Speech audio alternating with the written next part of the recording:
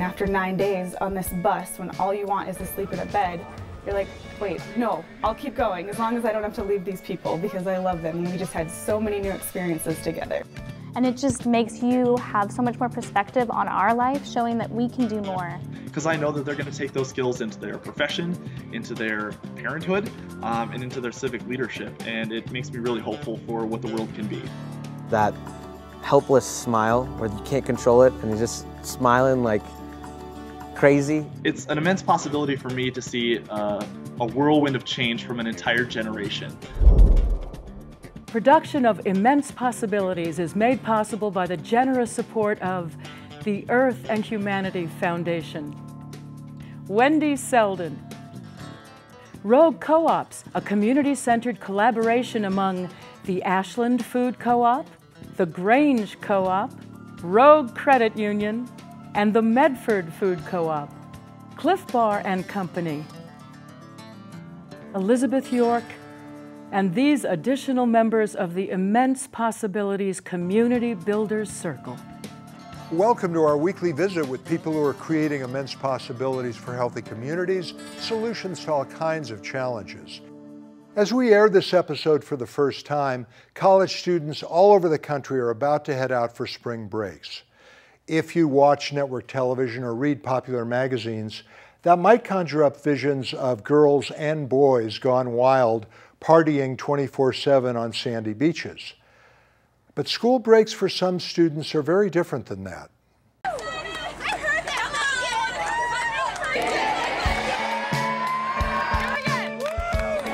very exciting. It's going to be an awesome trip.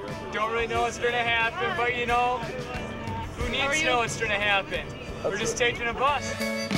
Think of you're going on a bus with 44 other strangers. You're going to leave with them being your best friend.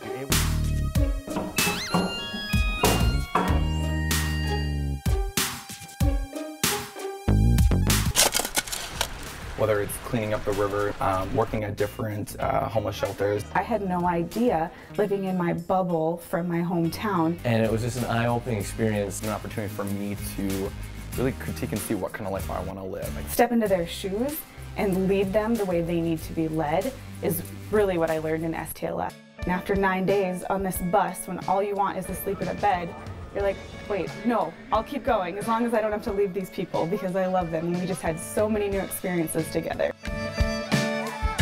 So who's taken on the task of harnessing the tsunami of young energy that used to crash on the beaches of Fort Lauderdale and Santa Barbara and has organized what have come to be known as alternative breaks for students? Largely, it's a student-driven national organization called STLF, Students Today, Leaders Forever, which came out of the University of Minnesota in 2003. Its co-director is Josh Reimnitz. Josh, welcome to Immense Possibilities. Well, thank you so much for having me. It's a real pleasure to be here. Tell us how STLF got started.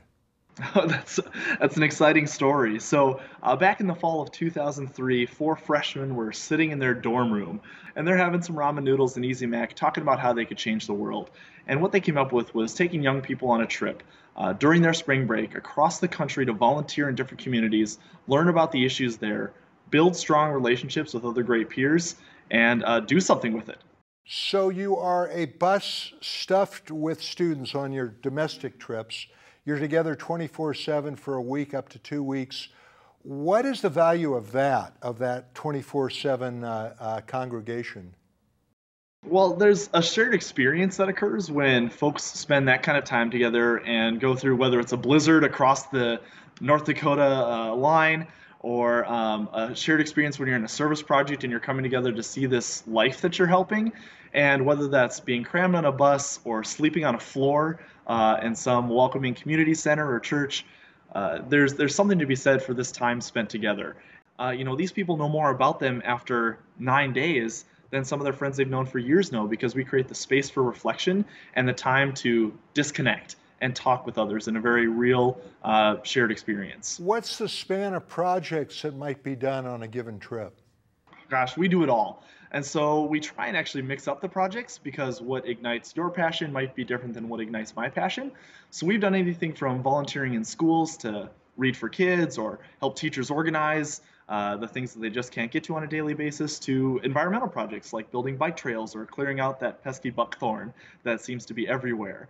Sometimes we'll be in food banks or homeless shelters, assisting in those places. Oftentimes we'll go to beaches. We've done oyster cleanups, oyster restoration along a beach, and we try and find different things that could excite folks about getting involved in helping their community. Have you gotten to the point where nonprofits or community organizations are contacting you and say, please come visit? Oh, absolutely. We especially see that if we've been there in the past. We'll have folks call months in advance saying, hey, you had such an energy last time, and we now know how much work you can do, and we'll plan for it. Please come back to our site and help out. So you got to work hard. That's part of the deal, huh? Oh, absolutely, absolutely. This isn't just a laid-back trip while students are on their spring break. No, in the morning, they're getting up early. They're driving on the bus to the service site, and they're working for 4 solid hours, whether that's moving hay at our horse ranch or cutting down trees to remove the exotic species. They work hard and sweat it out for their spring break. Tell us about an experience from one of these trips that really sticks with you. For me, it was on my second tour that I went on, and this was back when I was a sophomore in college. My first year, I'd gone to a site in Annapolis, Maryland, and we worked with folks who had developmental disabilities, and we went bowling. Learn about them, come back, and want to make a difference. You got an X. Good job. It was a pretty simple project. We got to have a lot of fun, of course, bowling, and we even had bumpers, so I did fairly well. And the second year I went back, I was leading the trip, and I tried to get that exact project because I had such a good time, my bus had to get such a good time. And when I went there and was working with their service coordinator, she said she was really excited that we were coming back, and actually said that when we arrived, they couldn't tell the residents more than a couple days in advance because they would get so excited for our presence. And I just remember that sticking with me because we were not there that long. It was probably 3.5 hours we were with the clients and the residents, and to be able to have that kind of impact in such a short period that they would recall it a year later really stuck with me, and really continues to kind of drive my view of service. Josh, on the face of it, this looks like a really good idea and not terribly hard to organize, not terribly expensive. What is keeping this from spreading to campuses all over fast? I would say awareness is one piece. So what we find is once students go on a Pay It Forward tour, they want to start at their own chapters. So we're trying to spread the word to reduce that barrier of just lack of knowledge. The other is funding. So all of our trips are student-led, which means we need to train them to make sure that all these trips are safe, they're high quality, and they're consistent. And so in order to have the staff to do so, we need to be able to raise some of those funds to help compensate. What makes you especially proud of what you do at STLF? I love the chance to see a young leader who's never done anything before. They've never facilitated their peers. They've never planned projects or made cold calls to service sites or housing sites. And to see their growth and development over one trip or maybe even their entire college career is really rewarding for me, because I know that they're going to take those skills into their profession, into their parenthood, and into their civic leadership. And it makes me really hopeful for what the world can be. It's the students that make me feel energized. It's the students that make me pop up early in the morning and stay late at night, because I know that the experiences they're getting with Students Today, Leaders Forever are going to help them in their careers. Is there any role for people from an older generation in the work you do? Oh, absolutely. Absolutely. You can imagine with young folks, we have a ton of energy, but sometimes it's not always focused. And so whether it's the wisdom of our older generation to advise and mentor us in strategic direction at the national office, or even helping us coordinate projects, that's huge. Certainly there are ways folks can plug in additional support just at our national office, or just saying yes to students. So what we found when we started the organization is that we heard a lot of people saying no, that they just didn't believe young people could manage a budget of thousands of dollars, that they could facilitate and plan these activities themselves, that we'd be safe enough in traveling without any adult supervision. And so if you find, I think the way adults can help best is by saying yes to a young person who has a dream. What do you think the immense possibility is of Students Today, Leaders Forever? For me, it's a generation of servant leaders. So if we're able to get to even 1% of the college population in the US, the amount of leaders with integrity we'll have to fill the working gap of our baby boomers who are retiring, the amount of servant leaders will have in political positions or business leaders. It's an immense possibility for me to see a whirlwind of change from an entire generation. Josh Reimnitz is co-director of STLF, Students Today, Leaders Forever. Josh, fabulous, great stuff. Go on and have some great trips and then come back and tell us about them. Absolutely. Thank you so much for having me. You get to see people change. You get to change yourself to become a better adult or a better human or a better citizen.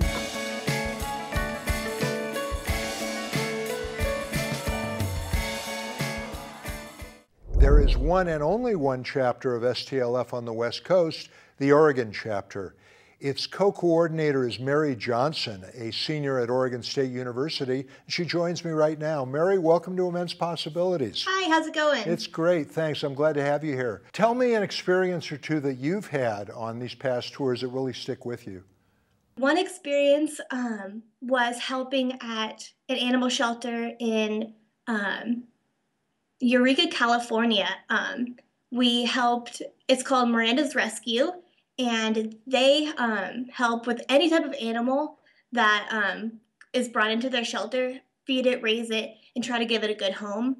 We had a really great time working with the owners of the rescue. Another experience that we had, not necessarily service related, we were staying in Arizona near the Grand Canyon National Park.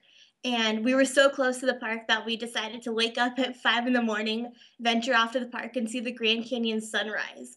And that was such a fun, awesome experience that we got to have and bond as a group. So that's something that will stick with me for a really long time. Now, I'm getting the idea that there's some really good things that happen while you're doing the service, but that a lot of the value of this is being together and sharing your reaction or your impressions of what happened or putting it all together on the bus or later in the day. Am I right about that? Yeah, definitely. You know, the actual service is a great thing, but then also it's the kind of what we can do after the trip. You know, we do a lot of reflection activities at the end of the day to really bring it home and make sure, you know, this pay it forward concept doesn't just stop when we get off the bus 9 days later. You are right now getting ready to start another alternative break. Tell us where you'll go and what you'll do.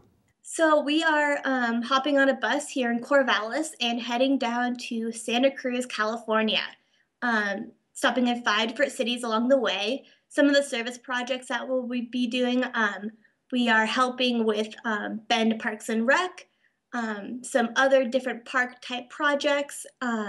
We hopefully will have an animal shelter thrown in there, some more inside projects, but right now we're still in the planning process, so we're excited. So you don't miss the beach time? No, we do not. We actually get to go do those fun things since the distance between our cities are not as long. We get to do things like check out a beach or go downtown San Francisco and do little awesome excursions along our way. So, tell us really specifically a couple things you've gained from this program that you think will be really valuable going forward in your life. We're a small business. We get to learn how to work with finances. We get to learn how to start something from the bottom up. We get to coordinate with others, really work with our peers, being not only a leader of the group, but your peer at the same time. That's a really interesting experience to have and something I'll take with me into my career field. If somebody were inspired to start a chapter on their campus, could they get a lot of support from the national office? Oh, definitely. If you contact them and say, hey, my name is so-and-so, I'm from this university, I heard about STLF, I want to start a chapter, they will give you the resources to help you make it happen. What do you think the immense possibility of STLF is? There's so many awesome possibilities and a great future ahead of us. STLF is only 12 years old as an organization, and so there's a lot that can be done for the future. Mary Johnson is the co-coordinator of Students Today, Leaders Forever in Oregon, also a senior at OSU. Mary, thanks very much. Go out and have a great service break and come back and tell us about it. Great. Thank you so much for having me. I really appreciate it. And we have one more segment for you tonight with a host you haven't seen before. Stay with us. My first alternative break was really the first time that assumptions about the world that I was sort of taught throughout my life were really meaningfully challenged. It sounds crazy to say that in 1 week you'll learn everything, and that's the point, that you won't. So this is just the beginning, and I think that spark that it gives you is the beginning that we all need. You know, you can make pros and cons lists and all these different things, but going on an alternative break trip is really an opportunity that you can't afford to miss. Hello, my name is Dustin Fuentes, and I'm an associate producer here at Immense Possibilities, as well as a senior at Southern Oregon University. In 2012, I had an opportunity to go on an alternative break trip with Southern Oregon University's Civic Engagement program. We traveled to San Miguel Escobar, Guatemala, and worked with a coffee farm co-op called As Green as It Gets, an organization that helps local coffee farmers roast, package, and sell their own coffee. It was, to say the least, a life-changing experience, and one that inspired me to bring alternative breaks onto Immense Possibilities. I'm joined today with Caroline Champion, who was on that trip with me back in 2012 to Guatemala, and now is a civic engagement student coordinator at SOU.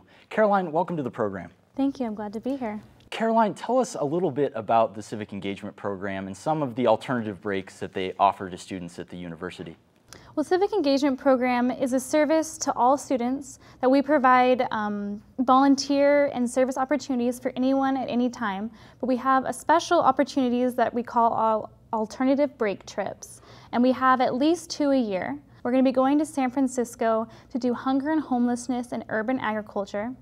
And then this summer, we're going to be going to Puerto Rico. Describe your personal experience with alternative breaks. How have they impacted you as an individual? As you go on a service learning trip, you're challenged both mentally and physically, whether it's new opportunities, new skills that you're learning. Like I know the trip that we participated in, we built a pig pen and a drainage system, which was like the first time I've ever done that. It was an amazing experience, but it was so physically hard that you challenge yourself and you expand your abilities and your confidence of what you can do and grow. And they're just amazing experiences that have brought me to want to work for civic engagement and create these experiences for all students. A lot of people say, you know, when they're asked about a vacation, they might say, well, I want to go on a cruise. You know, I want to go to a resort. What does someone who's on an alternative break get that they might not if they go on a more traditional vacation? I mean, I know personally we grew as a team who went on the alternative break, and we're long-term friends forever. And these are things that you might not, find if you just go on a cruise or a normal vacation where, yeah, it might be a little bit more relaxing, but you're going to expand your mind and learn things and create connections all over the world, possibly if you go on an international trip that you couldn't possibly do on a normal vacation. Yeah, absolutely. Yeah. I would always choose an alternative break over a vacation. Yeah, and I like what you said about sort of the group dynamic. Definitely. I know with the trip that we went on, we had such a diverse group, so many different types of people, and we didn't really know each other that well going into it. And after that trip, we were a family. Oh, yeah. We had seen everything together, both good and bad. Like pushing those boundaries and growing and learning that you can do more than you ever thought that you can do will help us as individuals, and then even throughout our campus community, grow and achieve more. Because I know, like personally, when we went on our backpacking trip, I think it was a lot of the team believed that they couldn't fulfill, I'm not sure how many miles we walked, but complete that exact trail.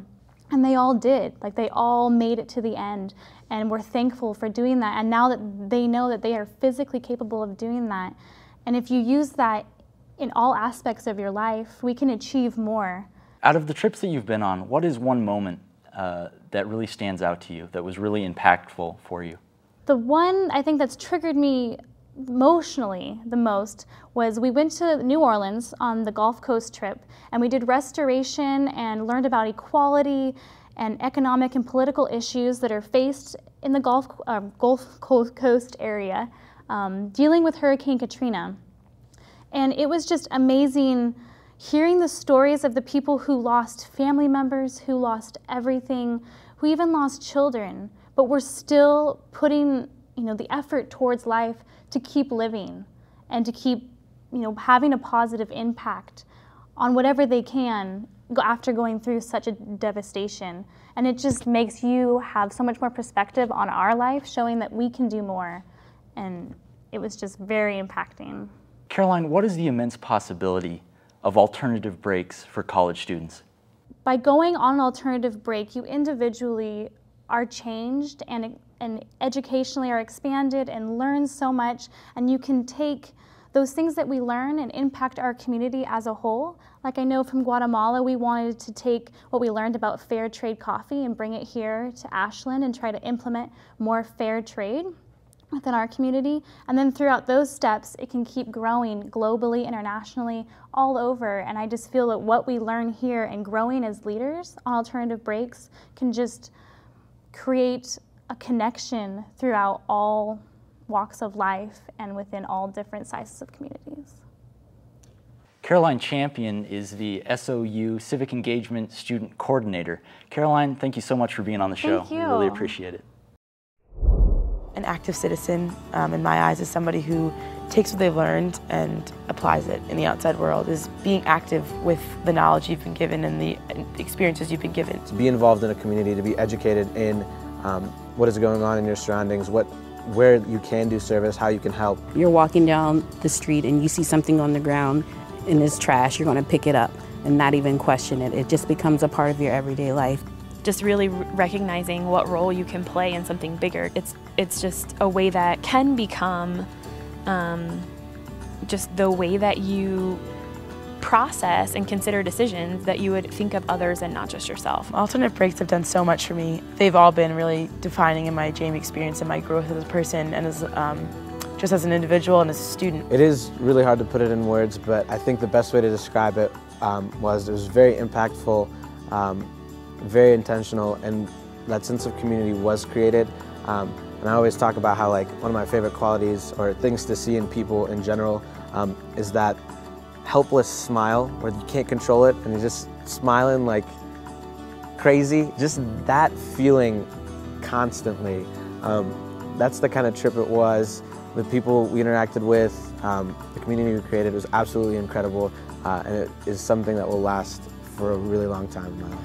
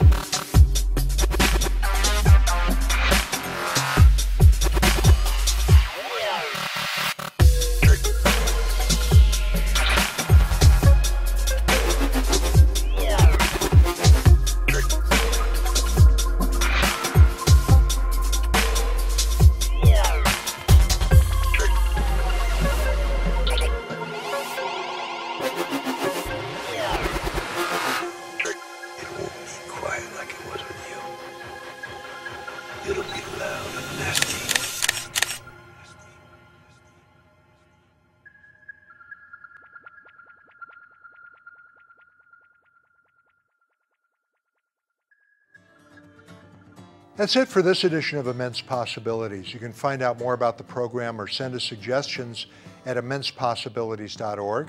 Visit our Facebook page and like and share us there. Thanks for watching. I'm Jeff Golden. Until next time, please do what you can do.